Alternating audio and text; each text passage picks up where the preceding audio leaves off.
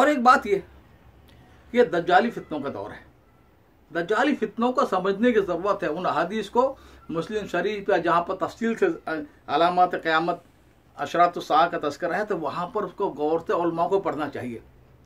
दज्जाल का सबसे बड़ा हरबा क्या होगा कि दुनिया के सारे वसाइल पर काबिज हो जाएगा।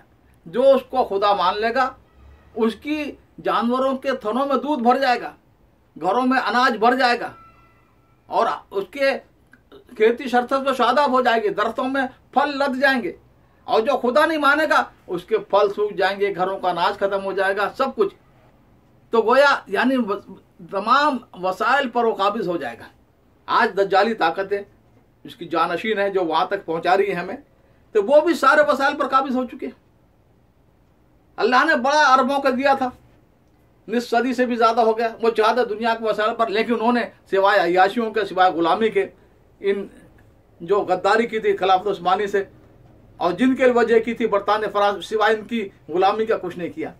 अब पूरी अरब दुनिया तेल से माला माल थी, उसकी इकनॉमिक और इक्तसादी हालत है कि छोटे से गरीब अरब यूरोप के मुल्क पुर्तगाल के बराबर भी नहीं है।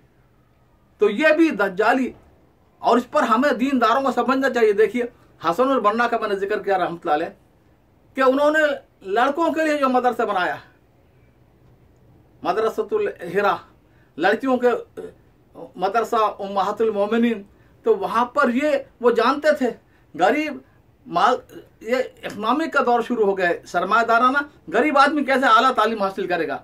तो उन्होंने एक सिनाती चीज़ें शुरू की, हत्ता कि हाफिज क्लास में जो है वो कपड़ा बुनना और कालीन बाफी ये शुरू किया, साथ में सिनत में आगे बढ़ाया।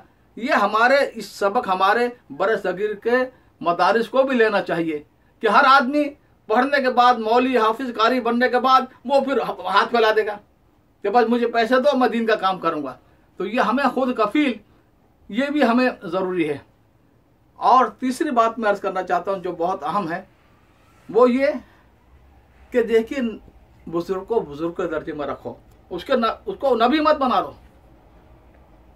बुजुर्ग को बुजुर्ग, देखिए सारे काबरीन जो औलिया कराम है, मसलन सबसे बड़े हिंदुस्तान में है ख्वाजा अजमेरी है, उनका सिलसिला बहुत बड़ा चिश्ती सिलसिला, बख्तियार काकी और निज़ामुद्दीन औलिया और शेख ख्वाजा फरीद और फला फला और दूसरे भी अकाबरीन हैं। और इन सबसे दुनिया में सबसे ज़्यादा माने जाते हैं शेख अब्दुल कादिर जिलानी। वो हम्बली थे, यानी इमाम अहमद बिन हम्बल के तरीके पर चलते थे, उनके मुक़ल्लिद थे। तो मालूम हुआ कि वो उनसे बहुत आगे थे इमाम अहमद बिन हम्बल। फिर जितने मुहद्दिसीन हैं, बुखारी, मुस्लिम, तिरमिज़ी, अबू दाऊद, ये सब भी ताबे हैं किसी न किसी इमाम के। तो अइम्मा अरबा असल है, लेकिन अइम्मा अरबा में जो है जहन क्या बनाया उन्होंने, ये नहीं कि हम सब कुछ हैं। जैसे हम हनफी हैं, इमाम आज़म है, दुनिया का 2/3 से ज़्यादा बल्कि 3/4 हिस्सा उनके मुक़ल्लिद हैं। लेकिन हमारा जहन क्या होता है कि इमाम साहब ने जो मसला बतलाया, जो इज्तिहाद किया, उसमें सवाब है, वो सही है, लेकिन मुहतमल ख़ता है, गलती हो सकती है उनसे भी। और दूसरा अइम्मा जो है वो हमारे नज़दीक वो ख़ता है, लेकिन मुहतमल सवाब हो सकता है, उनकी राय सही हो। सहाबा कराम में भी हम कहते हैं हज़रत अली रज़ियल्लाहु ताला अन्हु वो उनका इज्तिहाद में सही थे, और हज़रत मुआविया रज़ियल्लाहु ताला अन्हु इज्तिहाद में ख़ता उनसे हो गई। मुज्तहिद को कोशिश करने का ये सवाब तो मिलेगी, चाहे वो ख़ता पर पहुँचे। तो मर्ज कर रहा था कि हम सहाबा, अइम्मा अरबा और दूसरे तमाम के बारे में, लेकिन हमारे 20वीं सदी के जो अकाबरीन हैं इनके बारे में हमने ये कहा ये बल नबी बना दिया उनको, उनसे कोई ख़ता हो ही नहीं सकती। खुली बात है, जैसा पाकिस्तान का मसला आया, बने ना बने, हमारा काबरीन के 2 ग्रुप हो गए, ठीक है, दोनों में से एक सवाब होगा, एक ख़ता होगा। अल्लाह जाने अल्लाह के नज़दीक कौन सा सवाब पर है। लेकिन मजाल है कि हज़रत मदनी रहमतुल्लाह के मानने वालों में या हज़रत थानवी रहमतुल्लाह मान को ये तस्लीम कर ले कि हज़रत से इज्तिहादी ख़ता होगी इस मसले पर। तो ये जो जहन बना है ये नीचे उतरते उतरते यहाँ तक आ गया कि जो पीर हमने बना रखा बस ऐसा कोई नबी के दर्जे में, क्या उससे कोई ख़ता नहीं हो सकती। तो ये बहुत बड़े, ये एक जहनी तौर पर आदमी को उस तरफ ले जाता है जिस तरफ बुत परस्त गए हैं। और कौमें गई हैं। गुलू से सारी खराबी पैदा हुई है ना। यानी यहूदियों ने गुलू किया, उज़ैर को खुदा का बेटा मान लिया। ईसाइयों ने गुलू किया, यानी मोहब्बत में गुलू कि खुदा का बेटा मान लिया। इस तरह शियों ने अहले बैत पे इतना गुलू किया, उन्हीं को असल करार दे दिया, बाकी सबकी हुजूर तक की नफी कर दी। आज का हुजूर का कोई की अहमियत सिर्फ इसलिए कि हुसैन के नाना है, वरना उनकी कोई हैसियत नहीं। ये जो अहले बिदात है, उन औलिया के बारे में इतना गुलू किया कि बस उन्हीं को खुदा की सारी सिफात दे दी कि वो मारते जिलाते हैं, वो रोजी देते हैं, वो सारी ज़रूरतों को पूरा करते हैं, वो मुसीबतों को टालते हैं। तो गुलू, इसलिए कुरान ने कहा ऐ ईमान वालो दीन में गुलू मत करो, या नाम ला तगलू फी दीनकुम।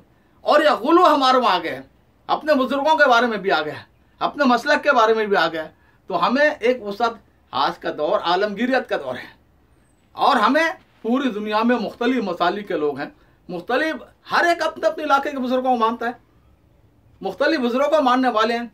इन सबको साथ में लेकर चलना है और सबको कलमे की बुनियाद पर, अल्लाह रसूल की बुनियाद पर, ईमान की बुनियाद पर दावत काम तो है सबको साथ में लेकर चलने का।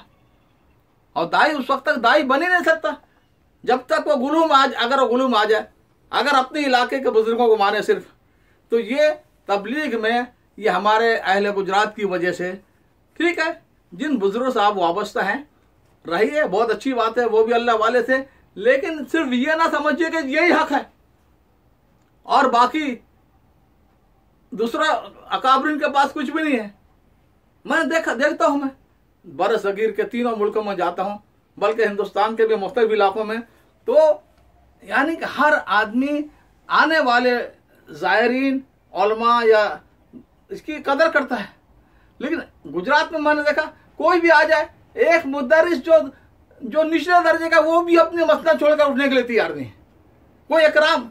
तो भाई ये कौन सा तबलीग में तो इकराम सिखाया, इकराम में मुस्लिम मुस्तकिल एक नंबर है। तो मैं अर्ज कर रहा था कि मौलाना इलियास रहमतुल्लाह अलैह ने जो दिया उसी को मजबूत पकड़ने की ज़रूरत है और उनमें जो है हम गुलू भी ख़त्म करें और बुजुर्ग के दर्जे में रखें, उसे नबी ना बनाएं, उसे मासूम ना करार दे दें कि उससे कोई ख़ता नहीं हो सकती। और उसमें ये जो जहन बन गया अपने और पराये का, मेरा ज़बान वाला, मेरा इलाके वाला, मेरी बिरादरी वाला, ये जहन तोड़ना, ख़त्म करना है। मिल्लत पना सबसे बुनियादी चीज़ है तबलीग में। अगर ये नहीं है तो फिर आपके तबलीग का काम चाहे जितना आप झक मार लें, जितने चिल्ले लगा लें, जितना जो कुछ चाहे कर लें, खुदा के यहाँ पर आपकी गिरफ्त होगी कि आपने उम्मत पना पैदा नहीं किया, इलाकाइयत और लिसानियत पैदा की।